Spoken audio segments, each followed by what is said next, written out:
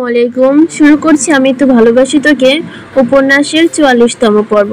লেখনীতে সালমা চৌধুরী। মেঘ চোখ গোল গোল করে তাকালো, গলায় শ্বাস আটকে গেছে।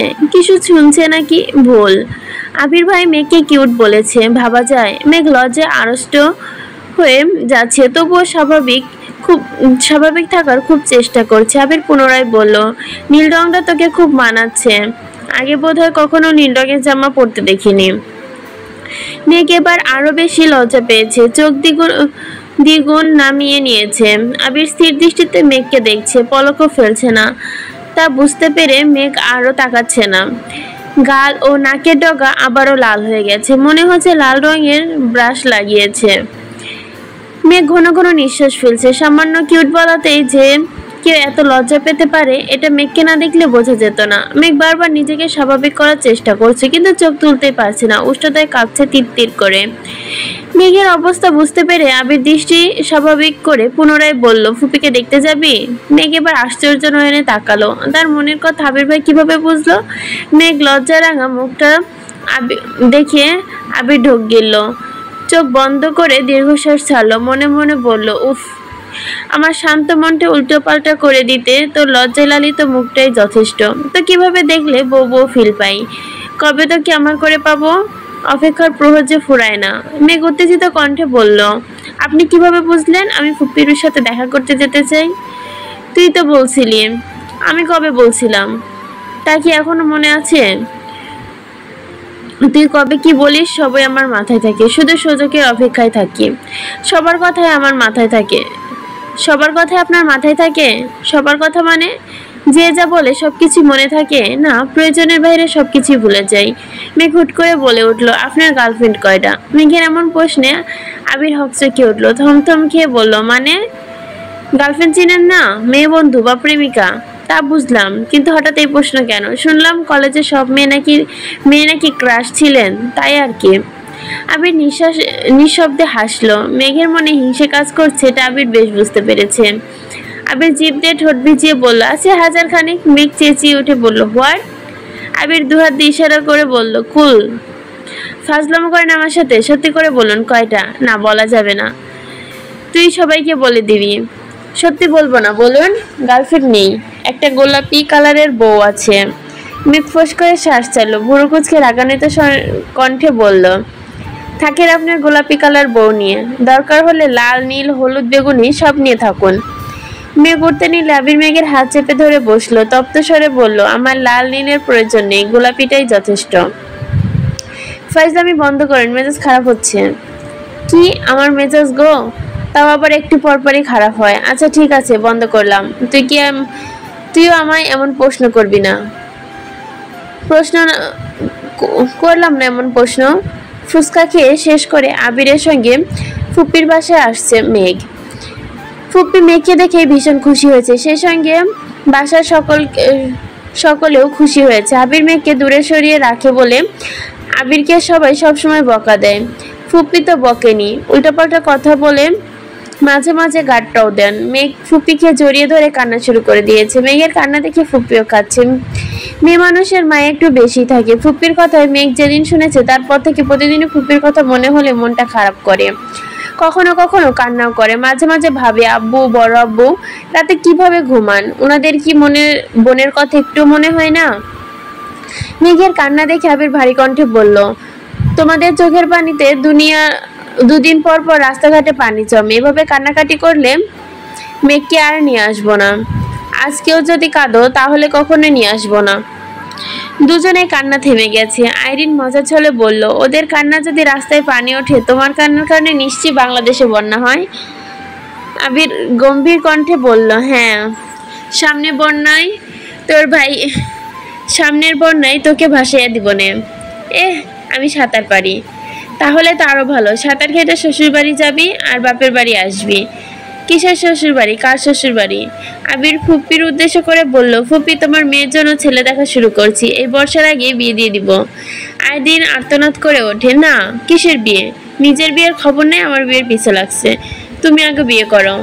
আবির ঠান্ডা স্বরে বলল, আমি খবর পাইছি তুই জান্নাতের খুব জ্বালাস, আমার বউরেও জ্বালাবি না, তার কি গ্যারান্টি আছে? এজন্য তোকে বিয়ে দিয়ে তারপর বিয়ে করব। আইরিন জান্নাতকে জিজ্ঞেস করলো, ভাবি সত্যি করে বলো, আমি তোমাকে জ্বালাই? জান্নাত এপাশ ওপাশ মাথা নেড়ে হেসে উত্তর দিল, কখনোই না। আইরিন মেঘকে শোধালো, মেঘাপু আমি কি তোমাকে জ্বালাই? আবির মাথা নিচু করে জিভে কামড় দিয়ে বসে আছে, মনে মনে বলছে এই মেয়ে নিশ্চয়ই আজকে ফাঁসাবে। মেঘ স্বাভাবিকভাবে উত্তর দিল, কই না তো, তুমি তো অনেক লক্ষ্মী মেয়ে। এবার আইরিন আবিরের দিকে তীক্ষ্ণ দৃষ্টিতে তাকিয়ে দেখলো, আমি কাউকে জ্বালাই না। পরিস্থিতি স্বাভাবিক করতে আবির বলল, সেসব পরে দেখা যাবে, ফুপি খুব ক্ষুধা লাগছে, দুপুরে খাইনি, খেতে দাও। জান্নাত বলে, আপনারা ফ্রেশ হন, আমি খাবার দিচ্ছি। 1-2 ঘন্টা গল্প করে মেঘকে নিয়ে বাসায় ফিরেছে আবির। রাস্তায় যেতে যেতে মেঘ হঠাৎই আবিরকে ডাকলো, আবির ভাই। আমাদের ভার্সিটির ছেলেগুলো কি আপনার কলেজের? এক ব্যাচ জুনিয়র ছিল। ওরা আপনারা তো প্রশংসা করছিল কেন? আপনি কি করেছিলেন? তুই কি সব শুনে ফেলেছিস? জি, কলেজে থাকাকালীন একটু ঝামেলা হয়েছিল, তখন স্যারকে রিকোয়েস্ট করছিলাম, এই আর কি। কি ঝামেলা সেটাই তো জানতে চাচ্ছি। জানতেই হবে। জি, ওরা কলেজে ভর্তি হওয়ার কিছুদিন পরই নিয়ম কানুন মেনে চলেছে, রেজাল্টও ভালো ছিল, কিন্তু 6 মাস পর থেকে কোথাকার কোন ছেলেদের সঙ্গে মিশে নেশা করে একাকার অবস্থা, ধ্বংসের দ্বারপ্রান্তে চলে গিয়েছিল। পড়াশোনার অবস্থা নেই, নিয়ম মানে না, স্যারদের সাথে উগ্র আচরণ করে, পরীক্ষার রেজাল্ট খারাপ করেছে। সব মিলিয়ে স্যাররা সিদ্ধান্ত নিয়েছিল সব কয়টাকে বাবা মাকে এনে অপমান করে কলেজ থেকে বহিষ্কার করে দিবে। আমি কয়েকজনের মাধ্যমে জানতে পারি, 2-3 জন বাদে সবগুলো পারিবারিক অবস্থা খুব খারাপ। বাবা মা অনেক কষ্ট করে টাকা ইনকাম করে ঢাকা শহরে ছেলে মেয়েদের পাঠিয়েছেন পড়াশোনা করতে, আর এগুলোর সঙ্গে দোষ নিজের জীবন ধ্বংস করছে। জানার পরে নিজের কষ্ট লাগতেছিল, তারপর ওদের সঙ্গে কিছুদিন বসেছি, ওদের সবার গল্প শুনেছি, বুঝিয়েছি। তখন আমার ক্ষুদ্র মাথায় যা মনে হয়েছিল তা করেছি আর কি। যখন দেখতাম ওরা আমার কথা একটু একটু মানতে শুরু করেছে, তখন স্যারদের রিকোয়েস্ট করলাম যে পরবর্তী পরীক্ষা পর্যন্ত ওদের সময় দেন। স্যারদের খুব আদরের স্টুডেন্ট ছিলাম বলে হয়তো স্যাররা মেনে নিয়েছিল। 3য় সেমিস্টারে মোটামুটি ভালো রেজাল্ট করেছে, তারপর আমিও চলে গেছি, ওদের খবর নেয়নি। বাহ, কি আপনি খুব ভালো, ধন্যবাদ ম্যাম। আবির মেঘকে বাসার সামনে নামিয়ে দিয়ে আবির অফিসে চলে গেছে। আজ 7 ফেব্রুয়ারি। ভার্সিটি থেকে নজর পড়ে অনেকেই গোলাপ হাতে ঘুরছে, কেউ বন্ধুদের দিচ্ছে, কেউ বান্ধবীকে দিচ্ছে। মেঘ বন্যা এসব ডে পালন করে না, মনেও থাকে না কবে কি ডে। হঠাৎ মিনাজ একটা গোলাপ এনে মেঘকে দিয়ে বলল, হ্যাপি রোজ ডে। বন্যার দিকে তাকিয়ে বলল, একটাই ফুল পাইছি রে, নয়তো তোকেও দিতাম, এখন তোর বেবিকে দেই। মেঘ আশেপাশে তাকালো, হঠাৎই মাথায় ভূত চেপেছে, গম্ভীর কণ্ঠে বলল, আমি তোর থেকে গোলাপ নিব না, শুধু আবির ভাইয়ের থেকে নিব, বন্যাকে দিয়ে দে। মিনাজ না চাইতেই বন্যাকে দিয়ে দিল, কিন্তু বন্যাও নেয়নি, বরং উল্টো করে বলল, তোদের থেকে ফুল নিতেও ভয় করে, কার মনে কি চলে তোরাই জানোস। মেঘ আসে তাড়াতাড়ি বাসায় চলে আসে, ছাদ থেকে একটা লাল টকটকে গোলাপ এনে সাথে একটা চিরকুট লিখে আবিরের রুমে রেখে আসছে। আবির সন্ধ্যার দিকে বাসায় ফিরে দেখে টেবিলের উপরে গোলাপ আর চিরকুট রাখা।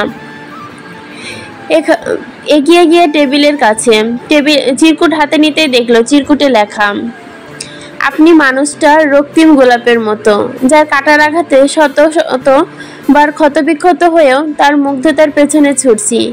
হ্যাপি রোজ ডে আবির ভাই। আবির ফুলটা হাতে নিয়ে আলতোভাবে ঠোঁট ছোঁয়ালো, মুচকি হেসে বলল, আমার জীবনেও তুই রক্তিম গোলাপের মতো, যাকে দেখলে হৃদয়ে তোলপাড় চলে, প্রেমানুভূতি জেগে ওঠে বারবার। খুব ইচ্ছে করে গোলাপের প্রতিটা পাপড়ির ভাঁজে তোর আর আমার প্রণয়ের নিশান এঁকে দেই। ফুলের রানী গোলাপের মতো তোকেও আমি একদিন আবিরের রানী বানিয়ে রাখবো। আবির গোলাপ আর চিরকুট টেবিলের উপর রেখে ফ্রেশ হয়ে নিচে নামলো। এই সুযোগে মেঘ চুপি চুপি আবিরের রুমে আসে। চিরকুট আর ফুল যেভাবে রেখেছিল সেভাবেই দেখে মেঘের প্রফুল্ল মন সহসা খারাপ হয়ে গেছে, ঠোঁট ফুলিয়ে শ্বাস ছাড়লো। আবির ভাই এখনো দেখেনি ভেবে মেঘের আনন্দ বদন বদলে গেল। মাথা নিচু করে মনে মনে বিড়বিড় করতে করতে রুম থেকে বেরিয়ে বেলকুনিতে হাঁটছে। আচমকা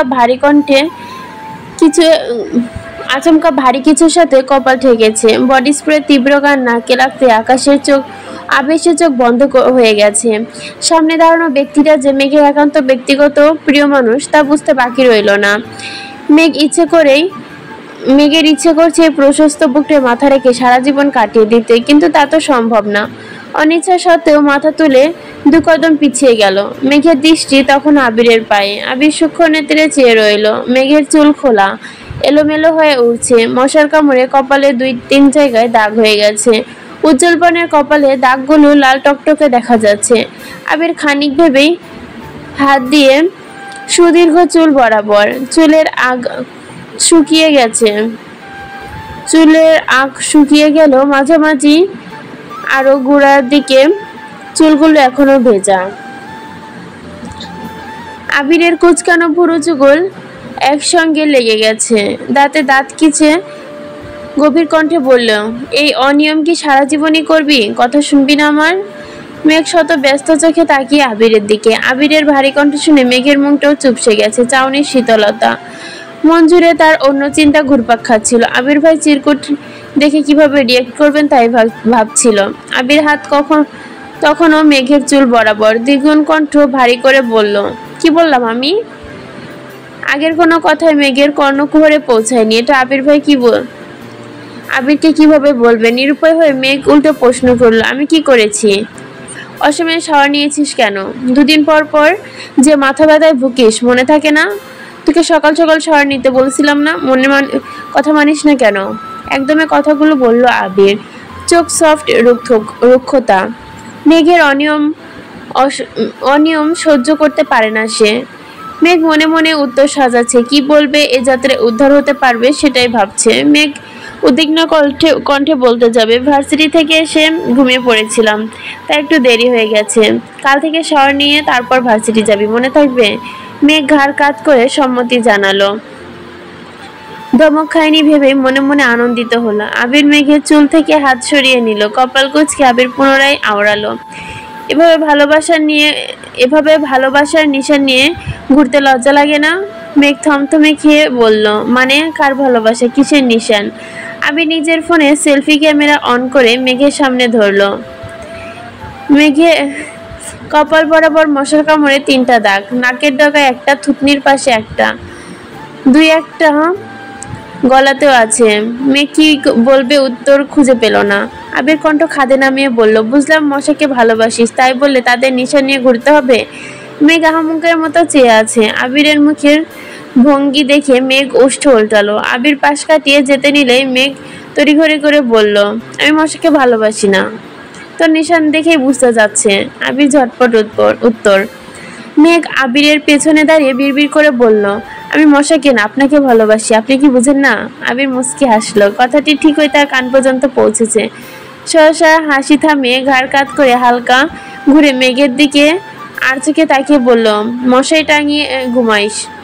মেঘ দীর্ঘ কদম ফেলে আবির বেলকনিতে হাঁটছে আর মনে মনে বলছে, যে অঙ্গে আবিরের ভালোবাসার নিশান থাকার কথা, সে অঙ্গে অন্য কোনো নিশান আবির সহ্য করবে না, সেটা সামান্য মশাও কেন না হোক। রুমে ঢুকতে ঢুকতে বিড়বিড় করে বলে, মাহাদিবা ইজ মাইন বলেই ফোঁস করে নিঃশ্বাস ছাড়লো। নিঃশ্বাসের তীব্রতায় বোঝা যাচ্ছে মশার প্রতি তার কতটা হিংসা কাজ করছে। রুমে ঢুকে দরজা বন্ধ করে খানিকক্ষণ মেঘের চিরকুট আর গোলাপটা হাতে নিয়ে বসে রইল। কল্পনায় কতটা পথ হেঁটে আসলো কে জানে। তারপর একটা ডায়েরির ভাঁজে গোলাপটা চিরকুটে রেখে শুয়ে পড়েছে। ভ্যালেন্টাইন্স 1 সপ্তাহ চলছে। প্রতিদিনই কোনো না কোনো স্পেশাল ডে। আবির প্রতিদিন অফিস থেকে ফিরে টেবিলে একটা চিরকুট দেখতে পায়। Propose day, chocolate day, teddy day, একটা স্পেশাল চিরকুট আর চকলেট থাকে। সাথে চকলেট, টেডি কিছু না কিছু থাকে, কিন্তু আবিরের কোনো প্রতিক্রিয়া মেঘের চোখে পড়ে না। আবির অফিস থেকে চলে গেলেই মেঘ ছুটে যায় আবিরের রুমে।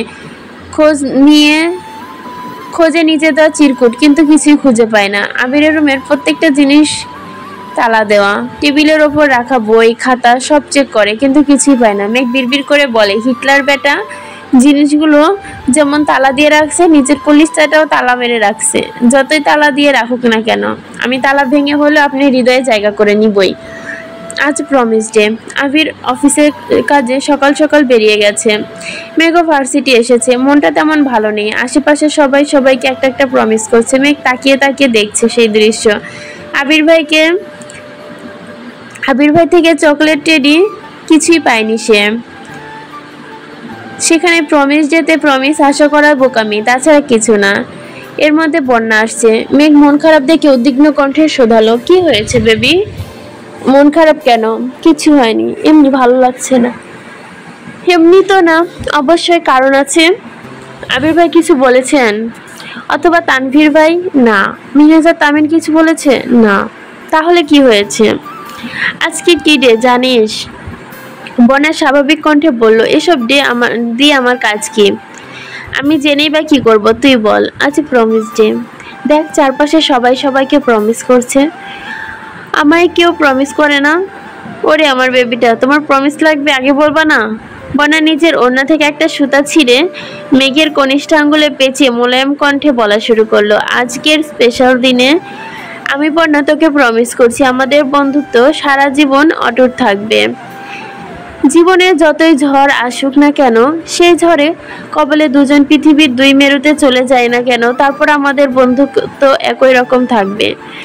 তো যে কোনো বিপদে আমায় পাশে পাবি। আজে বাজে অজুহাত দেখি আমি কোনোদিন দূরে সরে যাব না। Promise. Happy promise day baby.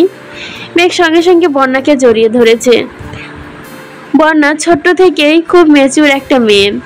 মেঘ আর বন্যার মধ্যে মেঘ ঠিক ততটুকুই দুষ্টু আর উগ্র, বন্যা ঠিক ততটাই শান্ত। দুষ্টুমির জন্য মেঘ স্যার ম্যামদের কাছে বকা খেয়েছে। বন্যা যথাসম্ভব মেঘকে বাঁচিয়ে রাখার চেষ্টা করেছে। মেঘের রাগ বেশি হয় সামান্য ব্রেঞ্চে বসা নিয়েও। স্কুল লাইফে বান্ধবীদের সাথে ঝগড়া লেগে যেত, যেখানে বন্যা ঝগড়া মীমাংসা করে দিত, মেঘকে বুঝিয়ে রাগ কন্ট্রোল করত। বয়স বাড়ার সাথে সাথে মেঘের চাঞ্চল্যতাও কমে এসেছে। বাড়িতে মিম আর আদির সাথে টুকটাক দুষ্টুমি করলেও বাহিরে এখন ভদ্র থাকার চেষ্টা করে। মেঘ যে পরিস্থিতিই থাকুক না কেন, বন্যাকে সে চোখ বন্ধ করে ভরসা করতে পারে। বন্যা ও মেঘের বোনের মতোই তাকে যত্ন করে। এত বছরের বন্ধুত্বেও বন্যা এত সুন্দর করে কখনো প্রমিস করেনি। মেঘও বন্যাকে জড়িয়ে ধরে বলল, আমিও তোকে প্রমিস করছি, আমি যতদিন বেঁচে থাকবো ততদিন তোর বেস্ট ফ্রেন্ড হয়ে থাকবো। তোর সাথে কত দুষ্টুমি করছি, ঝগড়া করছি, রাগ দেখাইছি, ইনফ্যাক্ট এখনো কত রাগ দেখাই, কিন্তু তুই সব মেনে নেস। তোর মতো বন্ধু পাওয়া সত্যি ভাগ্যের বিষয়। আমি খুব ভাগ্য করে তোকে আমার জীবনে পেয়েছি। তোকে কখনো হারাতে চাই না, আমি খুব ভালোবাসি তোকে। বর্ণা আলাদি কণ্ঠে বলে উঠল, আমিও খুব ভালোবাসি। মিনাজা তামি দুজন একসঙ্গে বলে উঠল, আহাগো দুই বান্ধবীর কত প্রেম। মেঘ হাসি মুখে নিজের কনিষ্ঠ আঙ্গুল ওদের সামনে ধরে উত্তেজিত কণ্ঠে বলে, দেখ আমার বেস্টমে প্রমিস করেছে। মিনহাজ মাথা চুলকে বলল, ও হ, আজ তো প্রমিস ডে, মনেই ছিল না, প্রমিস করতে হবে। মেঘ উঠে যেতে যেতে বলল, আমার বেস্টমে প্রমিস করে ফেলেছে, এখন আমার আবির ভাই প্রমিস প্রয়োজন। আবির ভাই যদি একবার বলে কখনো ছেড়ে যাবে না, তাহলে আমার জন্য যথেষ্ট। তোদের প্রমিস দিয়ে ঘোড়ার ঘাস কাটবো?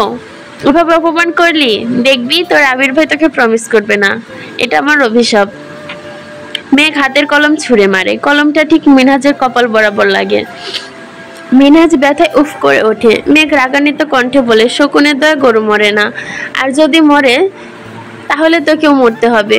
মেঘ ক্লাস শেষ করে বাসায় আসছে, মনটা ভীষণ অস্থির। আবির ভাইয়ের প্রতিক্রিয়া বুঝতে পারছে না, আজ কোনো চিরকুট লিখেনি সে। চিন্তা করেছে সরাসরি আবিরকে বলবে। মেঘ বেলকুনিতে দাঁড়িয়ে অপেক্ষা করছিল। সন্ধ্যার খানিক বাদেই আবির বাসায় ফিরেছে। আবির রুমে ঢুকতে টেবিলের দিকে তাকায়, আজ কোনো চিরকুট নেই। দেখে আনমনে কপাল গোটালো। ড্রেস চেঞ্জ করে শাওয়ার নিতে চলে গেছে। প্রায় 30 মিনিট পর মেঘ আবিরের রুমে আসলো। আবির তখনও ড্রেসিং টেবিলের সামনে দাঁড়িয়ে ভেজা চুল ঝাড়ছিল। আগের ড্রেসিং ভাঙার পর সেটা পাল্টিয়ে নতুন একটা আনিয়েছে। আগেরটার থেকে এটা অনেক বেশি সুন্দর। আবিরের রুমে না থাকলে মেঘ প্রায় এসে ড্রেসিংটার সামনে সাজুগুজু করে ছবি তোলে। আবিরের চুলের পানি ছিটে গিয়ে মেঘের গায়ে পড়ে। আয়নায় তাকিয়ে কিছু একটা ভাবছিল আবির। হঠাৎই মেঘের উপস্থিতি বুঝতে পেরে কিছুটা নড়ে ঠান্ডা কণ্ঠে শুধালো, কিছু বলবি? আপনি কিছু বলবেন? না, কিছু বলার নেই। না, আজকে কি ডে বলুন তো? মানডে, মানে সোমবার। কেন? এই ডের কথা বলিনি। আবির আর চোখে চেয়ে শোধালো, তাহলে কোন ডে? মেঘ শুকনো নেত্রে তাকালো, তপ্ত স্বরে বলে, আপনি আপনার টেবিলের ওপর রাখা চিরকুটগুলো দেখেননি? আবির ঠাট্টার স্বরে বলল। চিরকুটে তুই রাখছিলি নাকি? মেঘ লাজুক হেসে চিবুক নামিয়ে বলল, জি। আবির মেঘের থেকে ফোন নিয়ে কিছু চেক করতে করতে বলল, কি ছিল চিরকুটে? মেঘ অসহায়ের মতো চেয়ে শীতল কণ্ঠে প্রশ্ন করল, আপনি চিরকুটগুলো দেখেননি? কি জানি, খেয়াল করিনি। মেঘ তৎক্ষণাৎ মিনাজের অভিশাপের কথা মনে পড়ে গেছে। সেই সঙ্গে আবিরের কথাটা আগুনে ঘি ঢালার মতো কাজ করছে। মেঘের মেজাজ খারাপ হলো রাগান্বিত কণ্ঠে বলল, আমার চিরকুটগুলো আমায় দিয়ে দিন, আপনার সাথে আর কোনো কথা নেই। আবির শতব্যস্ত হয়ে ফোন থেকে চোখ সরিয়ে মেঘের দিকে তাকালো। মৃদু হেসে জানালো, তোর চিরকুট কোথায় উড়ে গেছে কে জানে। রাগে মেঘের চোখ জ্বলছে। মিনাজের অভিশাপটা বারবার মনে পড়ছে তার, তেলে বেগুনে জ্বলে উঠছে। রাগের মাথায় হুট করে বলে উঠল, আপনি আমার জীবনে কেন আসছেন? প্রত্যুত্তরে আবির বলল, আমি তোর জীবনে আসিনি, বরং তুই আমার জীবনে আসছিস। মেঘ কপাল কুঁচকে প্রশ্ন করলো, কিভাবে? আবির মেঘের দিকে স্থির দৃষ্টিতে তাকায়। খানিক চুপ থেকে ঠান্ডা স্বরে বোঝালো, তোর জন্ম আগে হয়েছে নাকি আপনার? তো কে কার জীবনে আসছে? মেঘ চিবুক নামে বিড়বিড় করে বলল, জানি না। আবির প্রখর তপ্ত স্বরে প্রশ্ন করলো, রুমে কেন আসছিলি? মেঘ পুনরায় মিনাজের অভিশাপের কথা মনে পড়ে যায়। মেঘ রাগে অভিমানে সাইডে রেখে কোমল কণ্ঠে বলল, আজকে প্রমিস ডে, তাই উইশ করতে আসছিলাম। এসব ডেতে আমি পালন করি না। কেন? আমার মতে গোলাপ দেওয়া, চকলেট দেওয়া, টেডি দেওয়া যেন কোনো স্পেশাল ডের প্রয়োজন নেই। ইচ্ছে থাকলে প্রতিদিনই এসব ডে পালন করা সম্ভব। তাই বলে সামান্য উইশটাও করতে পারবেন না? আমার উইশ করলে তো চিরকুট পর্যন্ত সীমাবদ্ধ রাখতে পারবেন না, কাজে কর্মে দেখিয়ে দিব। আবিরের কথা মেঘ বোঝার চেষ্টা করছে না, বরং মিনাজের কথা তার মনে বারবার বলছে। আজকে পর্যন্ত উইশ করুন, আর বলবো না প্লিজ। আজ অন্তত উইশ করুন, আর বলবো না প্লিজ। আজ করলে কাল কি সমস্যা? এসব বাদ দিয়ে অন্য কিছু বলার থাকলে বল। মেঘ মন খারাপ করে রুম থেকে বেরিয়ে যেতে যেতে বলল, মিনাজ, তোর অভিশাপের ফল লেগে গেছে। আবির গম্ভীর কণ্ঠে ডাকলো, শোন। মেঘ থেমে দাঁড়ালো। আবির ভুরু কুঁচকে তাকিয়ে রইল। হঠাৎ শীতল কণ্ঠে বলল, কি প্রমিস চাই? মেঘ সহসা চোখে গোল গোল করে তাকালো। আবির পুনরায় বলল, কি হলো বল। মেঘ ভেবে চিন্তে শান্ত কণ্ঠে বলল, আপনি প্রমিস করুন, আমাকে আর কখনো ধমক দিয়ে কথা বলবেন না। মেঘ খুব ইচ্ছে ছিল আবিরকে বলতে, যেন কখনো ছেড়ে না যায়, কিন্তু থাপ্পড়ের ভয়ে বলতে পারেনি। আবির ভারী কণ্ঠে বলল, তুই ভুল করলেও শাসন করতে পারবো না? পারবেন, তবে হুটহাট ধমক দিয়ে কথা বলবেন না প্লিজ, আমার ভয় লাগে। আবির ঠোঁট বেঁকিয়ে হাসলো। ঠোঁটে হাসি রেখে বলল, আমি প্রমিস করছি আজকের পর অকারণে তোকে আর ধমক দিব না, হয়েছে? Thank you. মেঘের মায়াবী কণ্ঠে শুনে আবির আশ্চর্য নয়নে চেয়ে আছে। মেঘের চোখে মুখে উজ্জ্বলতা ফুটে উঠেছে। আবির ভাই প্রমিস যেতে মেঘকে প্রমিস করেছে, ভাবতে হৃদয় তোলপাড় শুরু হয়ে যাচ্ছে। মিনহাজের অভিশাপ বিফলে গেছে ভেবে মেঘের মুখে হাসি ফুটে উঠেছে। খুশিতে গদগদ করে রুমের থেকে বেরিয়ে গেছে। 12 তারিখ কিস ডে। আবির ভাইয়ের জ্বর থাকাকালীন গালে কিস করার ঘটনাটা মনে পড়তে মেঘ লজ্জায় দুহাত লোকালো। মেঘ লজ্জায় চিরকুটও লিখেনি। আবির বাসায় ফেরার পর থেকে আবিরের সামনেও পড়েনি। প্রমিস ডে পর্যন্ত ঠিক ছিল, কিন্তু কিস ডে, হাগ ডে এগুলো পালন করা মেঘের পক্ষে অসম্ভব বিষয়। তাই সে লুকিয়ে চলছে। আজ 13 তারিখ, ফাগুনের প্রথম দিন। অন্যান্য দিনের মতো আজও আবির তানভীর যে যার কাছে বেরিয়েছে। মেঘ আর আদিও স্কুলে গেছে। দুপুরের দিকে মেঘ, মিম, আদি তিনজনই বাসায় ফিরেছে। তারা ঘন্টাখানেক পর আবির বাসায় ফিরেছে। আবিরের হাতে 2টা শপিং ব্যাগ। অসময়ে আবিরের বাসায় ফেরা দেখে মালিয়া খান প্রশ্ন করলেন, কিরে তুই এখন বাসায় যে? আজ 1 ফাল্গুন, ভাবলাম মিম, আদি, মেঘকে নিয়ে বের হবো, তানভীরও আসছে। আজ এমন ভাই বোনদের কথা মনে করছিস? এমনভাবে কাজের ফাঁকে মাঝে মাঝে ওদের সময় দিতেও তো পারিস, তাই না? তোর আব্বুরা তো প্রায় বলে তানভীর ছাড়া তুই কারোর সাথে ঠিকমতো কথাই বলিস না। এটা তোর আব্বুর ভালো লাগে না। আচ্ছা, চেষ্টা করব। আবির 2টা শপিং ব্যাগ হাতে নিয়ে মেঘের রুমের সামনে আসলো। হালকা কাশি দিয়ে দরজা ধাক্কা দিতেই মেঘ থমথম খেয়ে ওঠে। একটু আগে ফেসবুকে হাগ ডের ভিডিও দেখছিল, তাই দেখে আবির ভাইকে নিয়ে অলৌকিক কল্পনায় পাড়ি জমিয়েছিল। আকস্মিক আবির ভাই রুমে ঢোকায় মেঘ আঁতকে ওঠে। ওড়না ঠিক করতে করতে তাড়াতাড়ি উঠে বসে।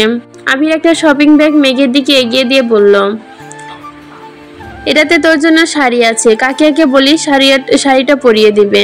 দ্বিতীয় শপিং ব্যাগটা বিছানার উপর রেখে বলে, এটাতে মিমের জন্য শাড়ি আর একটা ড্রেস আছে, ওর যেটা ভালো লাগে সেটাই পরতে বলিস। মেঘ ওষ্ঠ উল্টে বলল, আমার ড্রেস কোথায়? তুই শাড়ি পরবি তাই ড্রেস আনিনি, একটু তাড়াতাড়ি রেডি হওয়ার চেষ্টা করিস। আবির দরজা পর্যন্ত গিয়ে আবার থামলো। ঘাড় ঘুরিয়ে শীতল চোখে তাকিয়ে কোমল কণ্ঠে বলল, আজ হিজাব পরতে হবে না। মেঘ আশ্চর্য নয়নে তাকিয়ে আছে। আবির ভাই মেঘকে শাড়ি পরতে বলেছে, তাও আবার নিজের গিফট করা শাড়ি। ভাবতেই মেঘের ভেতরটায় মুগ্ধতায় ছেয়ে যাচ্ছে। আখি জোড়ায় চমক দেখা যাচ্ছে। নিজের চোখ কান কোনো কিছুই বিশ্বাস করতে পারছে না। মাইশাপুর বিয়েতে মেঘ শাড়ি পরে দোতলা থেকে নিচে নামতে পারেনি। আবিরের ঠান্ডা হুমকিতে শাড়ি পাল্টেতে বাধ্য হয়েছিল।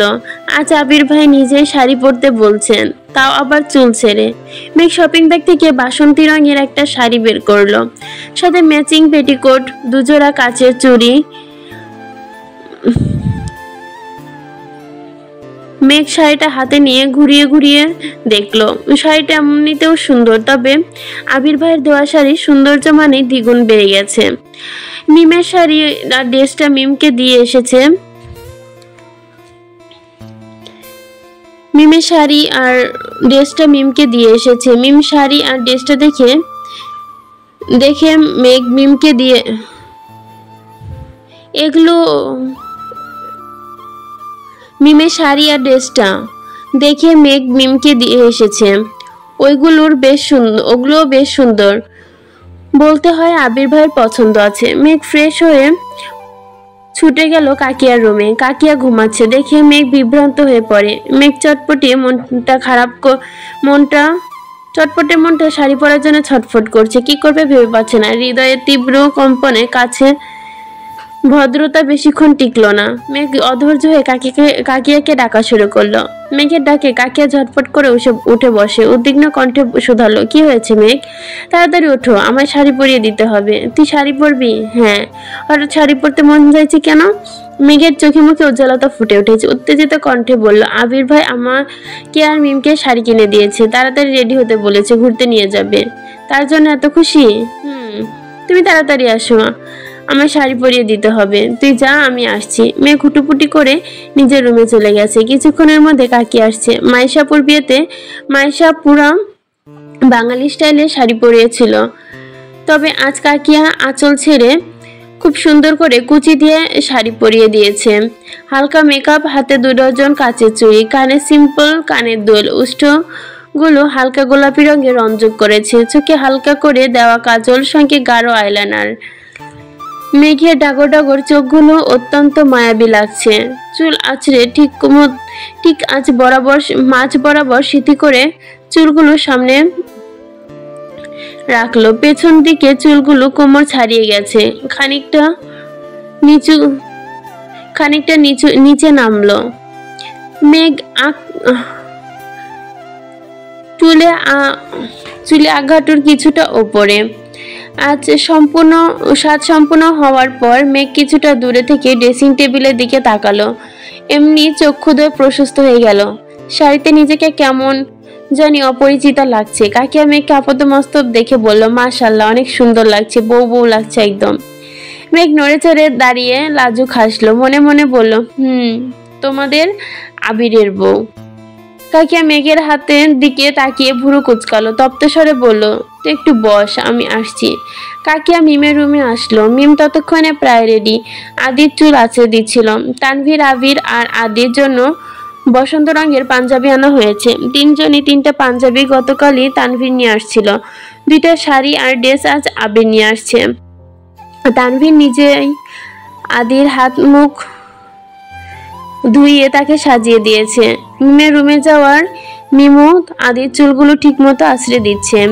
আকলিমা রুমে ঢুকতে দেখে বিছনার উপর শাড়ি পরে আছে, অথচ মিম ড্রেস পরেছে। আকলিমা খান জিজ্ঞাসাসুলভ দৃষ্টিতে তাকিয়ে শুধালেন, মেঘ শাড়ি পরছে আর তুই পরিসনি কেন? আমার শাড়ি পরতে ভাল লাগে না আম্মু। শাড়ি দেখলে আমার রাগ ওঠে। এখন রাগ উঠে ঠিকই, শাড়ি পরার বয়স হয়নি তো তাই। দুদিন পর মেঘের মতো তুইও শাড়ি পরার জন্য ছটফট করবি। সে যাই হোক, তোর আলতাটা দে। মিম ড্রেসিং টেবিল থেকে আলতা বের করে আম্মুকে দিল। আকলিমা খান মেঘের দু হাতে দু পায়ে আলতা দিয়ে সুন্দর মতন আলতা পরিয়ে দিল। কিছুক্ষণের মধ্যে মিম আর মেঘ নিচে নামলো। আদি রেডি হয়ে বসেছিল। মেন গেট পার হতে হতেই মেঘের নজর পড়ে বসন্ত রঙের পাঞ্জাবি পরনে প্রিয় মানুষটার দিকে। পাঞ্জাবির হাতা কনুই পর্যন্ত ওঠানো, হাতে কালো রঙের ঘড়ি, অনামিকা আঙ্গুলে জলজল করছে একটা আংটি, চোখে সানগ্লাস পরে গাড়ির সাথে হেলান দিয়ে দাঁড়িয়ে আছে, ফোন চাপছিল। বসন্ত রঙে আবির ভাইকে দেখে মেঘের হৃদয়ে বসন্ত দোল দিচ্ছে। বুকের ভেতর হৃৎপিণ্ডটা ছুটছে দিক বিদিক। বদলে গেল মেঘের অভিপ্রায়, চোখ দুটো প্রেমানুভূতিতে চকচক করছে। আবির ভাইকে এভাবে দেখে মেঘের হার্টবিট থমকে গেছে। মেঘ মনে মনে নিজেকে আমরালো। আর কতভাবে আপনি আমার ছোট্ট হৃদয়ে অগ্নিকাণ্ড চালাবেন? মিমে ডাকে মেঘের মনোযোগ সরে, দৃষ্টি নামিয়ে নেয়, কুচিগুলো ধরে আস্তে আস্তে পা বাড়ায়। তৎক্ষণে আবিরের দৃষ্টি পড়ে আলতারাঙা পায়ের দিকে। অমনি বুকের ভেতরটা মোচড় দিয়ে ওঠে। আলতারাঙা পায়ের মালিকের যেন আবিরের হৃদয়, আলতারাঙা পায়ের মালিক যে আবিরের হৃদয়ের রানী। আলতারাঙানো পা এই নিয়ে দ্বিতীয়বার দেখলো। প্রথমবার দেখেছিল মাইশা আপুর বিয়েতে। আবির মেঘের পা থেকে মাথা অব্দি দেখলো। আবিরের হৃদয়ে অন্তঃস্থল জুড়ে অস্থিরতা কাজ করছে। বসন্তী রাঙা শাড়ি, সুদীর্ঘ ঘন কালো চুল, মায়াবী দুটি আঁখি, সদ্য ফোটা রঙিন হাসিতে মনোমুগ্ধ আবির মনোচ্ছিন্ন দৃষ্টিতে তাকিয়ে আছে মেঘের দিকে। শাড়িতে মেঘকে দেখে কেউ বলবে না এই মেয়ের বয়স 18 কি 19-এ পা দিবে। মেঘকে দেখে মনে হচ্ছে 22 বা 23 বছরের যুবতী মেয়ে। মেঘকে দেখে অজানা শিহরণে আবিরের শরীরটা ঝাঁকুনি দিয়ে ওঠে। বক্ষস্থলে কাটানো সন্ধি আর নেই। আবিরের হৃদয়টা ক্ষতবিক্ষত করার অস্ত্র আবির নিজে মেঘের হাতে তুলে দিয়েছে। জেনে বুঝে নিজের ধ্বংসের দ্বার প্রান্তে নিয়ে এসেছে আবির। জোরালো হৃদস্পন্দনের শব্দ আবিরের কান পর্যন্ত আসছে। মেঘ আবিরের হৃদস্পন্দন আবিরের কান পর্যন্ত পৌঁছাচ্ছে। আকাশের দিকে তাকিয়ে দীর্ঘশ্বাস ছাড়লো, চোখ বন্ধ করে খানিক ভাবলো। চোখ মিলে তাকাতে আবিষ্কার করলো মেঘ আবিরের ঠিক এক হাত দূরে দাঁড়ানো। এত কাছাকাছি দাঁড়ানোতে মেঘের গায়ের গন্ধ আবিরের নসারন্ধ পর্যন্ত পৌঁছে যাচ্ছে। এই গ্রাণ আবির বারংবার মাতাল হতে সক্ষম।